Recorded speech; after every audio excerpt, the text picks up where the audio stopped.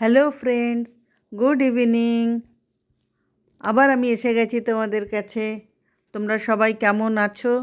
আশা করি সবাই ভালো থাকো, ভালো আছো, ভালো থাকবে সব কিছু। তো যাই হোক, আজকে দেখো আমি একটা নতুন জিনিস এনেছি, সেটা দেখো কেমন হয়েছে, সেটা তোমরা অবশ্যই আমাকে জানাবে। তো এটা কি বলো তো? লাউ পাতা দিয়ে মাছ রান্না করব, ভাপা লাউ পাতা ভাপিয়ে, ওই যে কি বলে মানে এ করে স্টিমে যেটা করে লাউ পাতা দিয়ে, সেইটা মাছ ভেতরে দিয়ে ভাপা ভাপা মাছটা করব। তো সেটা দেখো কীরকম হলো, সেটা তোমরা আমাকে অবশ্যই জানাবে। কিন্তু আবারও বললাম, যাই হোক, প্রথমে আমি কি করলাম, এই যে বড় বড় লাউ পাতাগুলোকে নিয়ে একটু গরম জলের মধ্যে দিয়ে ভাপ দিয়ে নিলাম, যাতে ওই যে কচকচে ভাবটা বা কেমন একটা থাকে সেইটা যাতে চলে যায়, তার জন্যে। এইটাতে ভালো করে 5 মিনিট একটুখানি গরম জলে দিয়ে একটু ফুটিয়ে নিয়েছি। তাহলে কী হয়েছে, একটু নরম হয়ে গেল। তাই জন্যে এবার নরম হয়ে যাওয়ার পরে তারপরে আমি এই যে কড়াই থেকে তুলে আর একটা আলাদা প্লেটে আমি এটা তুলে নিচ্ছি।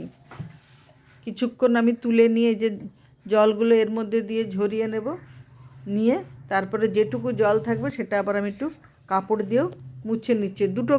দুটো পাতাই আমি বেশি রান্না করছি না, দুটো মাছ রান্না করব খালি, কারণ আমি এটা প্রথম করছি, দেখছি কেমন হয়।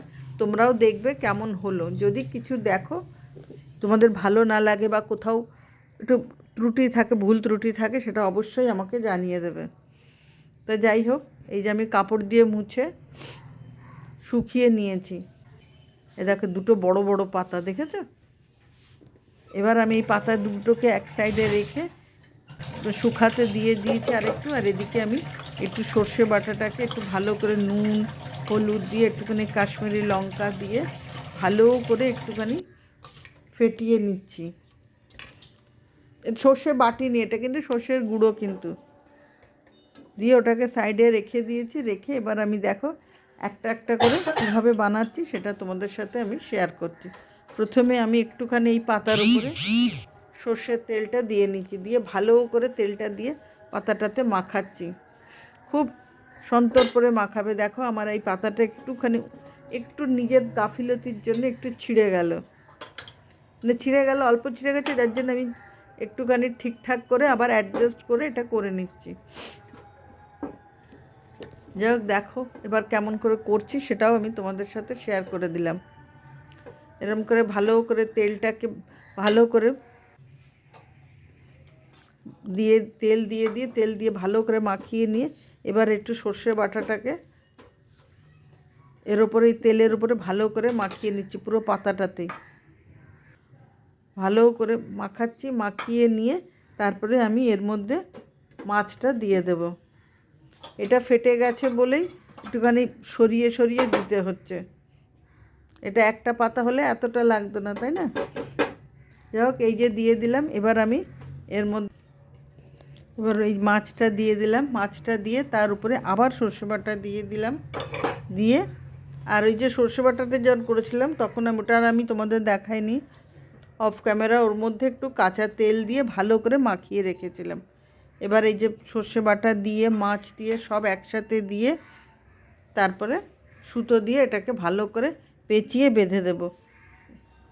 ও এর মধ্যে আমি একটা লঙ্কা দিতে ভুলে গেছি, তখন দেখবে আমি একটু একটা লঙ্কা এর মধ্যে আমি দিয়ে দেবো। আবার একটা লঙ্কা দিয়ে দেবো। লঙ্কা ভেতরে দিয়ে দিলে কী হবে, ওই লঙ্কার স্মেলটা, কাঁচা লঙ্কার যে স্মেলটা, ওটা ভালো আসবে। সরি, ওটা আমি দিতে ভুলে গেছিলাম। তো যাই হোক, এই যে এবার আমি সুতো দিয়ে ভালো করে বেঁধে নেব। বেঁধে নিয়ে তারপরে এটা এক সাইড করে রেখে দেব। এটাকে কিন্তু আমি আর ভাজবো না, এটাকে এক সাইড করে রেখে তারপরে আমি আর একটা ঠিক এইভাবে সেম ওয়েতে আর একটা আমি এরকম বানিয়ে নেব।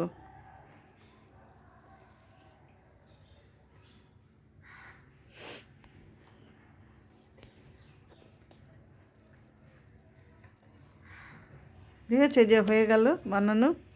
এবার এটা রেখে দিলাম, রেখে সাইডে রেখে দেখো রেখে দিলাম। এবার আমি আর একটা বানাবো এখানে। এই যে এটা পাতাটা দেখো, পুরো বড় পাতা, এটাতে করতে খুব সুবিধা হবে। এটাতেও সেম ওয়েতে এরকম করেই বানাবো। প্রথমে একটুখানি সর্ষের তেলটা দিয়ে মাখিয়ে নেব, মাখিয়ে দিয়ে তার মধ্যে সর্ষে বাটাটাকে আমি দিয়ে দেব। ভালো করে সর্ষে বাটা দিয়ে মাখিয়ে নিয়ে চারপাশে, পাতার চারপাশে দিয়ে তারপরে আমি আবার মাছটা দিয়ে দেব। তো আমার এই জিনিসটা করছি, এটা কিরম লাগছে তোমাদের অবশ্যই তোমরা কিন্তু জানাবে।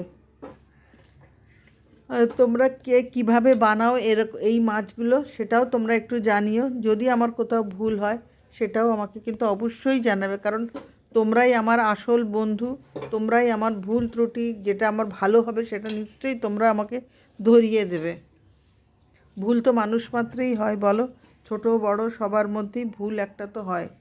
তো মাছটা কিন্তু আমি আগের থেকে ভেজে রেখেছিলাম।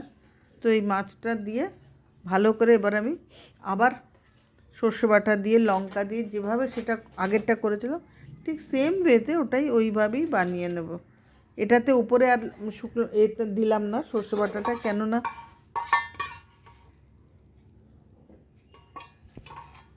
অল্প করে সর্ষে বাটা দিলাম না, কেননা এটাতে বড় পাতা তো ওটার মধ্যে রয়ে যাচ্ছে, তাই জন্য আমি অল্প করে একটু দিয়ে এবার দিয়ে দেবো।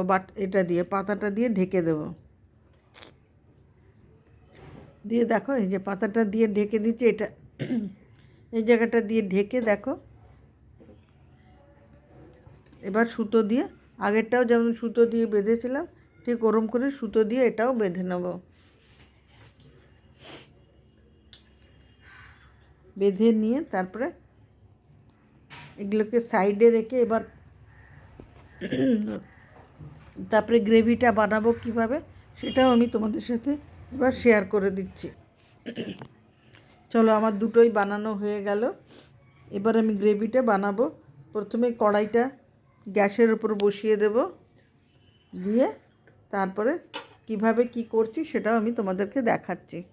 এই দেখো দুটো বেঁধেছি, বেঁধে নিয়ে দেখিয়ে দিলাম। এবার আমি এই যে তেল বসিয়ে দিয়েছি কড়াইতে, তেল দিয়ে গ্যাসের উপর বসিয়ে তার মধ্যে একটা লঙ্কা দিয়ে দিলাম। আর এবার সর্ষে বাটাটাকে একটু জল দিয়ে পাতলা করে নিয়েছিলাম, কারণ এইগুলো দেবো না, এই দুটো লাউ পাতাটা, তাই একটুখানি তো ওটাকেও তো একটু ফুটতে দিতে হবে, ওটাকেও একটু যাতে একটু মিয়ে যায়, ভালো রস ঢোকার মধ্যে তার ব্যবস্থাও তো করতে হবে। বেশি যদি সর্ষে বাটাটা বেশি থিকনেস এসে গেলে তখন কিন্তু আর করতে খুব কষ্ট হবে। দেখেছো? এবার দেখো এই যে যেই ফুটে উঠলে এগুলো আমি সব আস্তে আস্তে দিয়ে দিচ্ছি।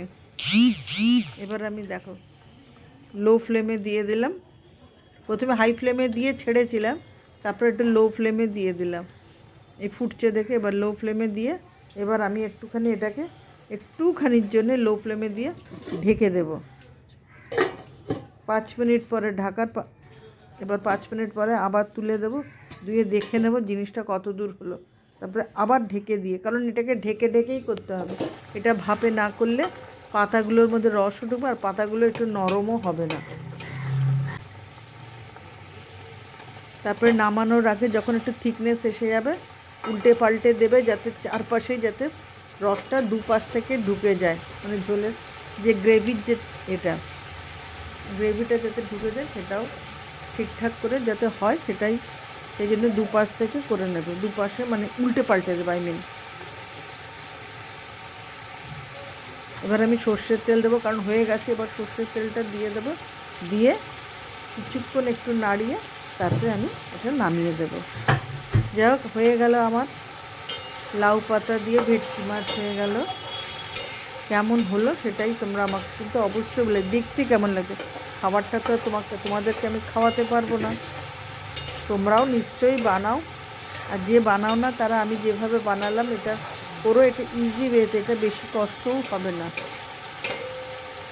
ঠিক আছে, চলো তাহলে আর কথা বাড়াচ্ছি না, তোমরা শেষ অবধি থাকো আমার সাথে। আর এতক্ষণ থাকার জন্যও অসংখ্য ধন্যবাদ। তোমরা সবাই ভালো থেকো, সুস্থ থেকো। আবার আমি নতুন কোনো ভিডিওর সাথে তোমাদের কাছে চলে আসব।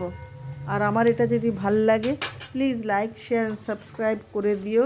আর বন্ধুদের মধ্যেও একটুখানি দিয়ে দিও, আত্মীয় পরিজনদের মধ্যেও একটুখানি শেয়ার করে দিও। আর সবাই আমার পাশে থেকো, আর বেল আইকনটা সবসময় নোটিফিকেশনটা অন রেখো, যাতে কখনো গেলে পরে মানে আমার কোনো ভিডিও গেলে পরে সঙ্গে সঙ্গে তোমাদের কাছে আগে চলে যাবে। বেল আইকনটা তোমরা সবসময় অন করে রাখবে, তাহলে নোটিফিকেশনটা চলে যাবে তোমাদের কাছে প্রথমেই। দেখো কি সুন্দর কালারটা হয়েছে না বলো। যাক, এবারে দেখো একটুখানি হাই ফ্লেমে দিয়ে দিলাম, দিয়ে এবার আমি এটাকে অফ করে দিলাম। অফ করে এবার আমি এটাকে বাটিতে শিফট করিয়ে দেবো। এই যে দেখো, এটার মধ্যে তো মাছগুলো রেখেছিলাম তখন ভেজে।